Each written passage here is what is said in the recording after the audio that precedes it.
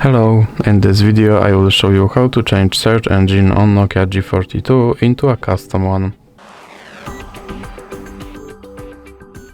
So you have to start with opening your internet browser, and now you have to go to your search engine website, and for this example I will use yep.com.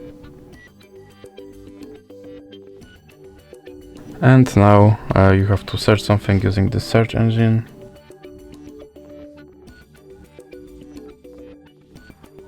And now you can click here, go to settings, and now click on search engine. And in recently visited you should have now yep.com, and then if you click back you can see that my search engine is now set to yep. So that's it for this video. If you liked it, please remember to leave like and subscribe.